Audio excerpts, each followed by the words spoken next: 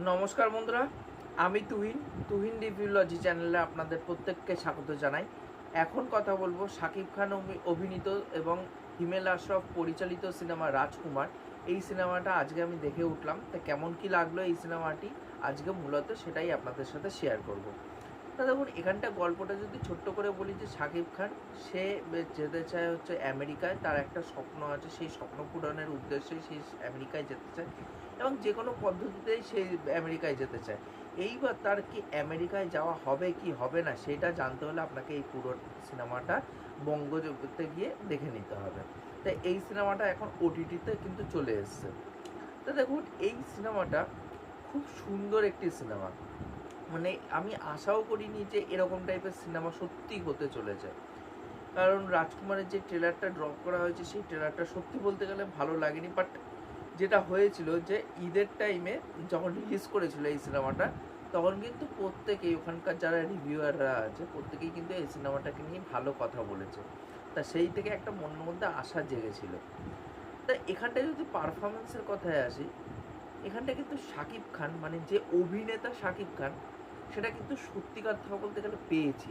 এই যে হিমেল আশরাফ তার এই 2.0 ভার্সানটা নিয়ে এসছে প্রিয়তমা সিনেমার মাধ্যমে। দেখুন, প্রিয়তমা সিনেমাটার প্রথম অর্ধেকটা আমার ভালো লাগেনি, কিন্তু লাস্ট 30-40 মিনিট সত্যি খুব দুর্দান্ত ছিল। এবং ওখানটায় যে অভিনেতা শাকিব খানকে হিমেল আশরাফ ফুটিয়ে আনতে পেরেছিল স্ক্রিনের মধ্যে, সেটা কিন্তু সত্যি সাধুবাদ জানাতে হয়।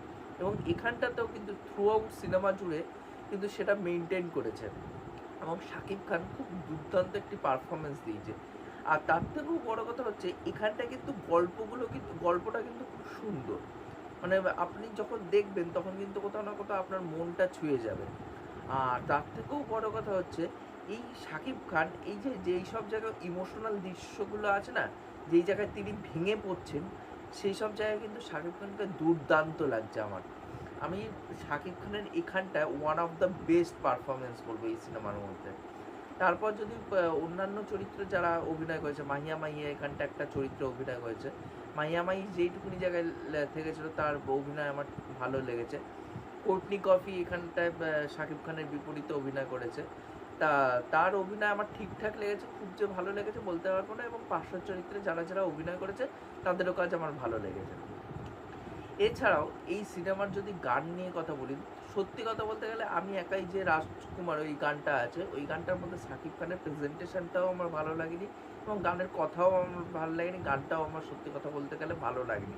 এবং সিনেমার যেই পর্যায়ে ওই গানটা নিয়ে আসা হয় একটা সেট পিস হিসাবেই বলে মনে হয়, যে ওটা একটা অর্গ্যানিক্যালিভাবে সিনেমার মধ্যে আসছে বা কিছু, সেটা রাখা হয় না। এবং আমি এটা বুঝি যে একটা সিনেমা তৈরি করতে গেলে একটা হিরোর মানে হিরোকে নিয়ে আলাদা একটা সং, সেটা বরাবর প্রত্যেকটা সিনেমায় আমরা দেখে এসেছি, সেটা মানা যায়। বাট গানটা কিন্তু ভালো হয়নি। গানের কথা বলুন বা গানের প্রেজেন্টেশনটা বলুন, সেটা কিন্তু আমার ভালো লাগেনি। এবং শাকিব খানের যে ড্রেসপত্র পরানো হয়েছে, সত্যি কথা বলতে গেলে খুবই বাজে লাগছিল তাকে।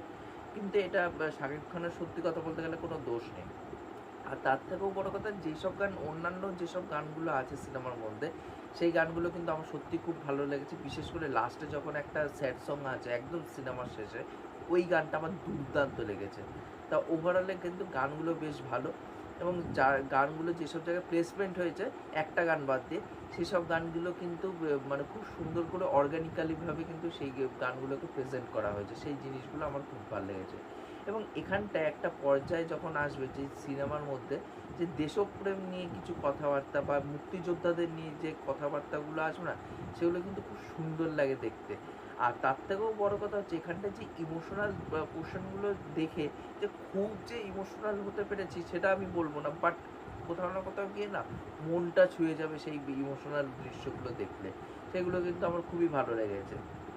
এবং তার সাথে সাথে যে মুক্তিযোদ্ধাদের মানে ব্যাপারটা সিনেমার মধ্যে ঢোকে, সেটা কিন্তু খুব সুন্দর লাগে দেখতে। এবং সিনেমায় একটা পর্যায়ে আছে যখন আমার দেশের মাটি তোমার উপর ঠেকাই মাথা, ওই গানটা যে মানে ওই যে গানটা আছে সেটার যে বিজিএম হিসাবে সিনেমার মধ্যে ইউজ করা হয়েছে না, সেটা অনবদ্য লেগেছে আমার ওই জায়গাটা। আমার ওই জায়গাটা সত্যি কথা বলতে গেলে খুব দুর্দান্ত লেগেছে।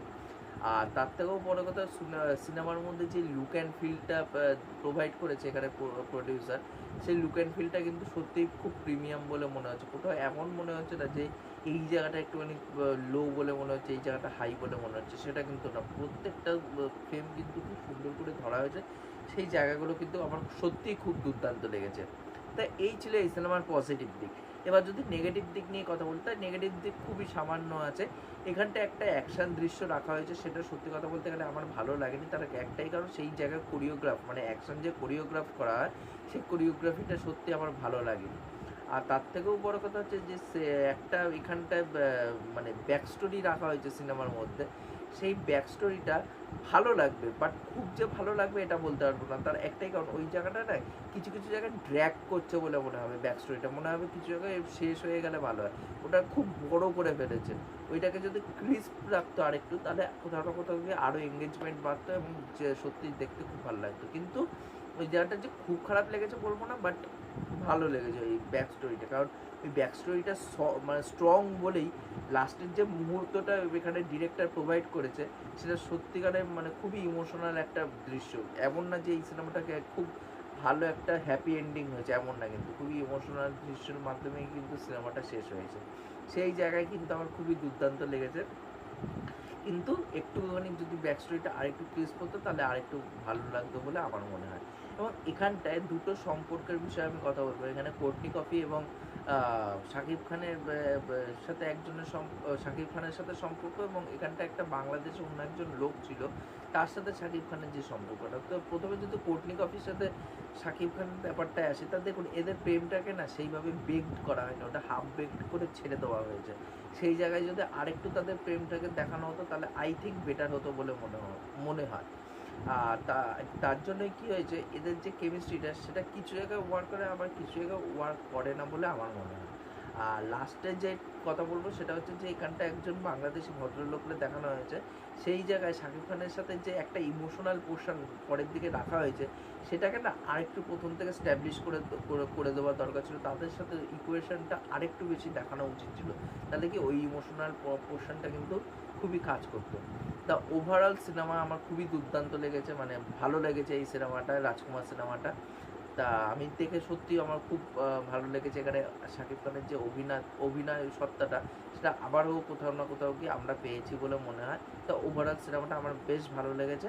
যারা যারা এই সিনেমাটা দেখেছেন, তাহলে অবশ্যই কিন্তু নিচে কমেন্ট করে দিয়ে যাবেন যে আপনাদের এই সিনেমাটা কেমন কী লেগেছে, কারণ আপনারা কিন্তু কমেন্ট করেন না। আর তার থেকেও বড় কথা, লাইক করে দিয়ে যাবেন ভিডিওটা।